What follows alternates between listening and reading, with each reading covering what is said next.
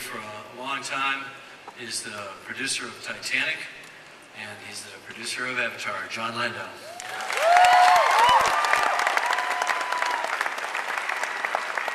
Thank you, Jim.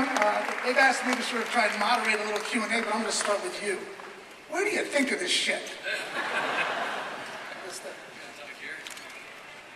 Well, it's, what I was talking about before, all those science fiction books and comic books and everything and all the movies that just kind of went into a blender, and this is what came out. But I think that honestly, I don't think of it all. I propose a creative problem to a group of the world's best artists, design artists, and we sit in some ugly, stuffy little rooms for, in this case, a year and a half, designing every creature, every blade of grass, every plant, tree, hard surface vehicle, everything. And that's one of the big thrills for me on this type of movie, is to get to design all this stuff and to be a part of that art team, just to be part of a team and to get to work with people that talented. So whatever I imagine, it's 200% of that by the time it gets to the screen.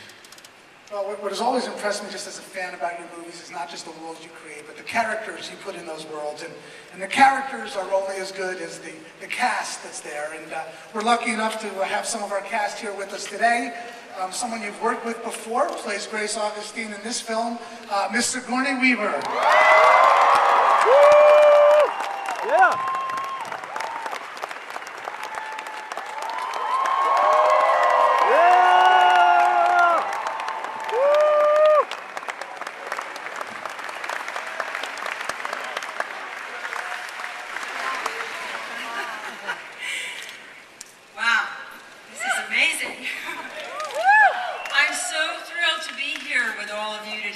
I just want to start by just thanking you, frankly, for loving movies as much as you do, and for believing in them the way you do, for caring about every single luscious detail, because believe me, this is the movie you've been waiting for. Now, I play Grace Augustine. She runs the Avatar program. She's a botanist. And this is on the distant world of Pandora, which is a world, as you can see, of wonders, of 1,000-foot-tall trees and floating mountains, incredible creatures, some beautiful and some, as you've just seen, incredibly terrifying. Grace loves Pandora with all her heart. She hopes that she can somehow protect its indigenous people, the Na'vi, from the forces of industrial Earth. And to do this, Grace and her team project their consciousness through link technology into their avatars, which are living, breathing biological bodies which resemble the Na'vi. And in this form, she hopes to gain their trust. Sigourney, thank you. And we'll start a Q&A panel if you want to take a seat. We're also lucky enough to have with us here today Colonel Miles Quaritch himself, Mr. Stephen Lang. Stephen. Yeah.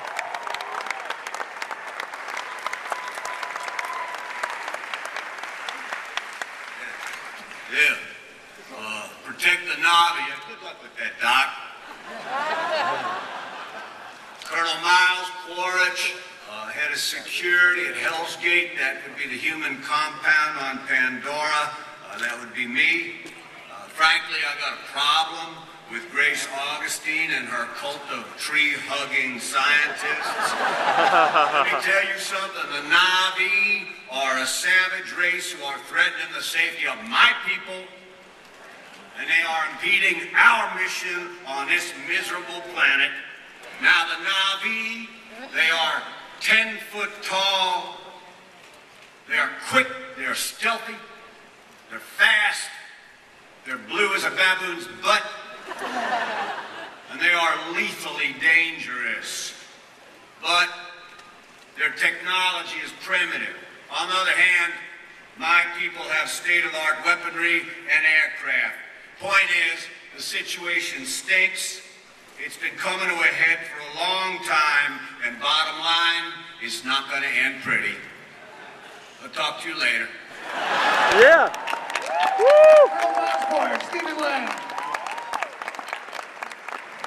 And next, to bring out on stage, is our leading lady, both beautiful blue and beautiful in life, Zoe Saldana.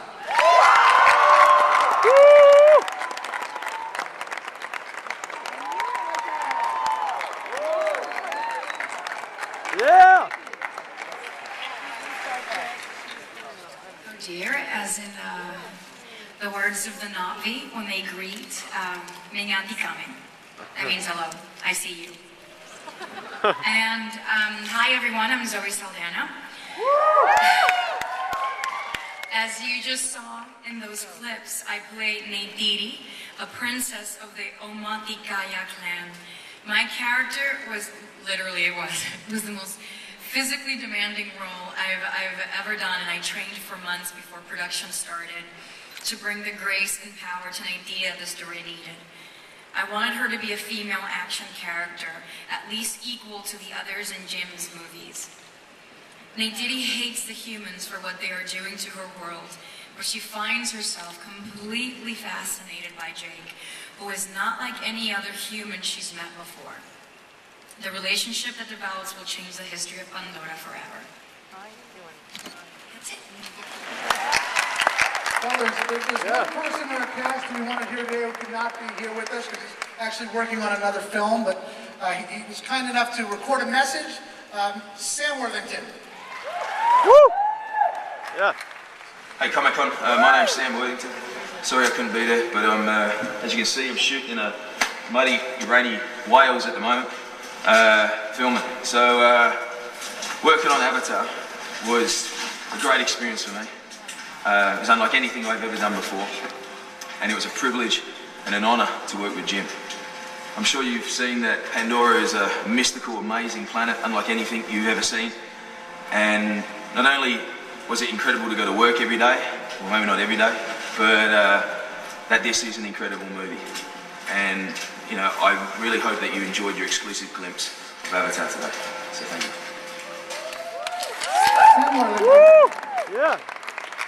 I think we're going to hold a little panel here amongst ourselves, and also we're going to take some questions from the audience out there. But Sigourney, if I can start with you. It was a while since you worked with Jim before, and you came back to work with him again. Tell us about that a little bit. The moth went back to the flame. You know, we stayed in touch, seen everything Jim has ever done. He's an amazing person, and we just picked up right where we left off. You know, it felt like that was just as normal as could be, only better, because Jim really cares about his actors. He'll always say, what do you want to try? Let's try this, let's try that. Even when there's a huge budget. And he wrote such a wonderful character for me to play, Grace Augustine. I find her so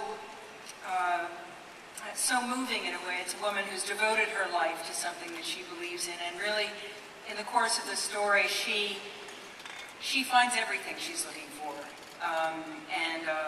So it was really great. And working with Jim is like, it's not like anything else I've ever experienced, because no one cares as much as he does, and it's so inspiring. And again, we really did it all for you, because we know you'll notice every single little thing.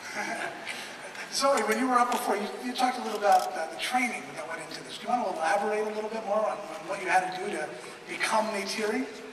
Well, I remember there's one thing you definitely have to take Jim seriously. So whatever it is that you tell him, you know he's going to do.